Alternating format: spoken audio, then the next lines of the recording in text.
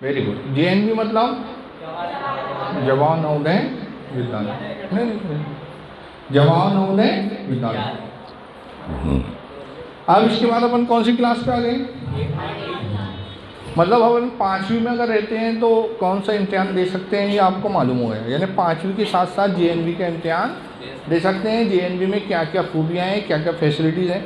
एक और important facility है इसके अंदर जो मैं आपको बताता हूँ, माइग्रेट फैसिलिटी। क्या है? माइग्रेट फैसिलिटी है इसमें। अब माइग्रेट क्या होता है इनका? एक प्लेस छोड़ के दूसरी प्लेस जाना। एक, वेरी गुड, शाबाश, ताली बजाओ गुड़िया के लिए। गुड बेटा। एक प्लेस छोड़कर दूसरी प्लेस पे जाना है, यानी एक जगह से दूसरी जगह जाना। एक छोटी सी मिसाल आपको बता देता हूँ तो आपकी समझ में आ जाएगी। बारिश के दिनों में जो नागजीरी घाट है, नागजीरी की तरफ कौन लोग रहते हैं? ताली बजा दो बेटा आपके लिए। तो वहाँ पर जब बारिश होती है तो किनारों पर जिन लोगों के मकानात हैं उनको खाली करना पड़ता है, पता है आपको? है ना? तो वो खाली करके गवर्नमेंट क्या करती है, गवर्नमेंट के बिल्डिंग्स हैं, कुछ स्कूल्स हैं, हॉस्पिटल्स हैं, जहाँ बनी है वो उस फैमिली को वहाँ उठा के शिफ्ट कर देती है। तो एक जगह से उठकर दूसरी जगह जाना क्या कहलाता है? माइग्रेट। अब यहाँ माइग्रेट कैसा होता है, इस स्कूल में माइग्रेट कैसा होता है? वो उनका कोई तरीका है, पूरा अंदाजी करते हैं, जो भी उनका तरीका रहता है उस तरीके से एक क्लास सेलेक्ट करते हैं। एक क्लास पूरी लगभग 40 से 50 बच्चों की, और इन 40 से 50 बच्चों को दूसरे स्टेट की JNV में भेज देते हैं। जैसा मान लो मराठी स्टेट है महाराष्ट्र, या उधर ईस्ट साइड वेस्ट बंगाल है, बंगाली स्टेट है ना, वेस्ट साइड गुजरात है, गुजराती स्टेट है, नॉर्थ साइड कश्मीर है, कश्मीरी स्टेट है, तो वहाँ पूरी क्लास को भेज देते हैं। और जो अगली क्लास मान लो वो 8वीं है, तो वो 8वीं क्लास को पूरी उठा के कहाँ भेज देते हैं, मान लो कश्मीर भेज दी। अब ये 8वीं क्लास यहाँ की लैंग्वेज तो पढ़ेगी जो मध्य प्रदेश की थी, एक लैंग्वेज और पढ़ेगी, वो उसका नाम है कश्मीरी। और फिर वहाँ के पूरे कल्चर से, पूरी तहजीब से, रहन सहन कैसा है, कपड़े कैसे पहनते हैं, कौन सा खाना बनाते हैं। कश्मीरी ड्रेस देखो आपने फिल्मों में देखे होंगे ना, वो झालर लगी रहती है या उनकी टोपी पे ताले लटके हुए रहते हैं, और सर्दी के दिनों में वो यहाँ कंधे से लेकर तो पैर तक वो बड़े बड़े स्वेटर पहनते हैं वो। तो उस कल्चर में मिक्सअप करते हैं इन बच्चों को, जो भी बच्चे जाते हैं। तो हाँ, किधर भी जा सकते हो गवर्नमेंट की पॉलिसी से, तो ये फैसिलिटी आपको मिलती है। साल भर रहना, आज हम कहीं घूमने जाते हैं तो टेढ़े हो जाते हैं, 2-4 दिन में 10-20 हज़ार रुपये हमारे खर्चे हो जाते हैं। तो ये माइग्रेट फैसिलिटी JNV में है। पूरा बैच उठा के 1 साल के लिए वो किसी भी स्टेट में भेजते हैं, तो आपका बच्चा इंडिया घूम के आ सकता है, अदर जो तहजीब कल्चर है उसकी भी मालूमात लेकर आ सकता है JNV। 8वीं की बात कर रहा था मैं, तो 8वीं में एक इम्तिहान होता है बेटा,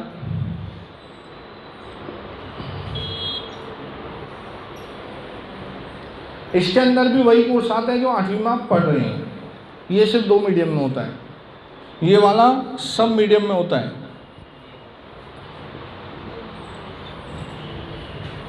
और ये वाला 2 मीडियम में होता है।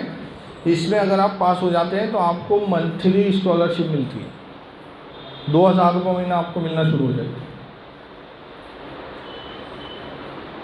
अब बात फिर यही आती है कि हम लोग कहते हैं कि हमारे पास पैसा नहीं है, परेशान है। तो अगर आप मेहनत करोगे, तय मतलब दिल से मेहनत करोगे, ये एग्ज़ाम फाइट करोगे, आपका तनख्वाह चालू हो जाएगी 2000 रुपये। इसी के साथ साथ जिस तरह JNV में 5वीं में आप इम्तिहान दे रहे हैं, तो इसमें भी आप 9वीं क्लास के लिए इम्तिहान दे सकते हैं।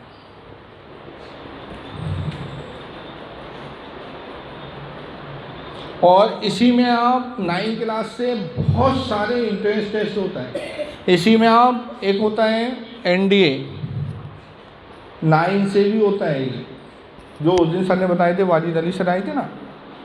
तो आप 8वीं में ये सोचो कि बहुत इंपॉर्टेंट क्लास में पहुंच गए हो, आप बहुत सारी चीज़ें 8वीं में लेके कर सकते हो, एग्ज़ाम फाइट कर सकते हो।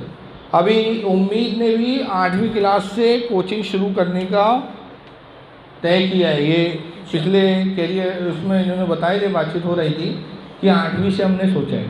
बहुत अच्छा डिसीजन आप लोगों ने लिया है कि 8वीं से ही उसका बच्चे का बेसिक बनेगा।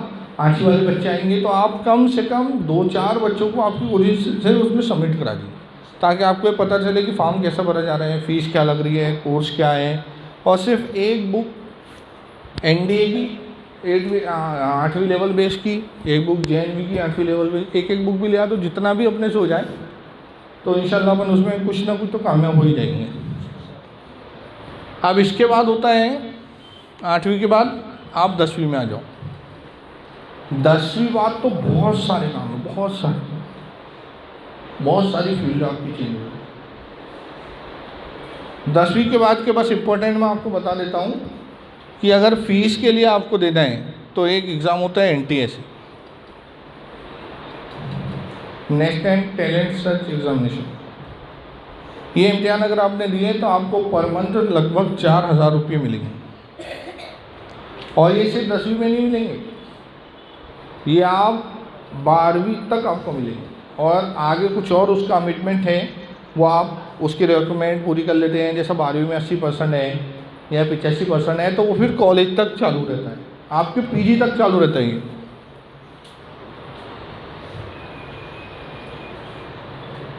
PG का मतलब होता है पोस्ट ग्रेजुएशन। अब 10वीं अगर अपन लें तो 10वीं के बाद होता है बेटा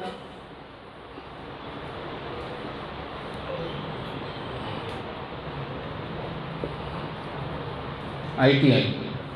क्या होता है? 10वीं के बाद होता है पॉलीटेक्निक, जो टेक्निकल फील्ड्स हैं। फिर तो अपन ये जो रवायती जो अपने सब्जेक्ट हैं, जैसे कॉमर्स, आर्ट्स, बायो, मैथ्स, ये अपने कहलाते हैं रवायती सब्जेक्ट। हाँ इधर है। हाँ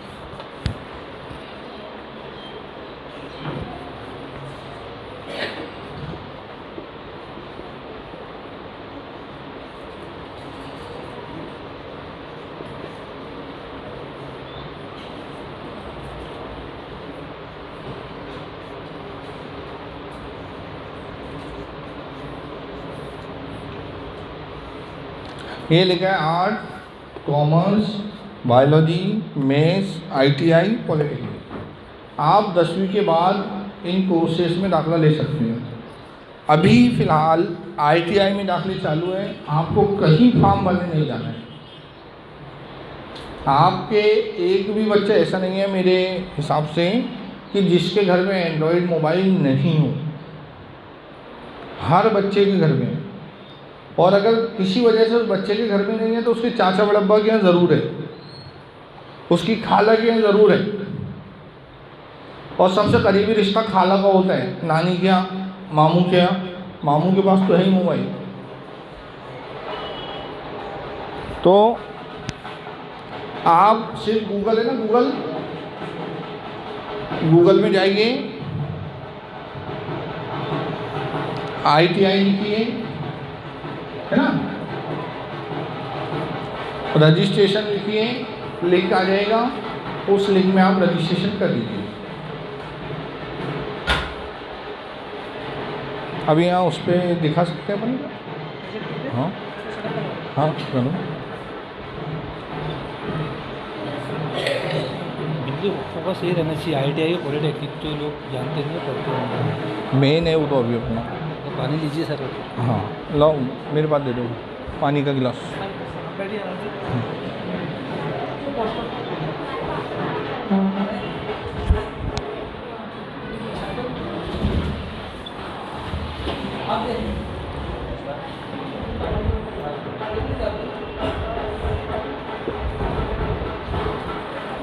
और भी सब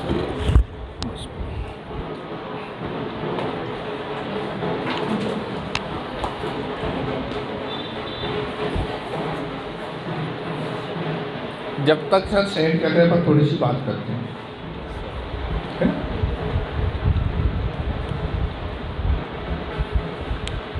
आपका सेशन अभी शुरू हो रहा है। छोटी सी बात है बेटा, छोटी नहीं बहुत बड़ी बात है कि जो दूसरी कौमों के बच्चे हैं, जैसे उन्होंने 9वीं का इम्तिहान दिया, कौन सा इम्तिहान दिए?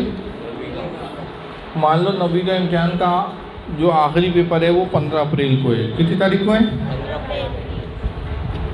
अपन जब 15 अप्रैल को पेपर देते हैं उसके बाद अपन क्या सोचते हैं बताओ? आखिरी पेपर 15 अप्रैल को अपन ने दिए कोई भी क्लास का, उसके बाद क्या सोचते हैं? खड़े रहो।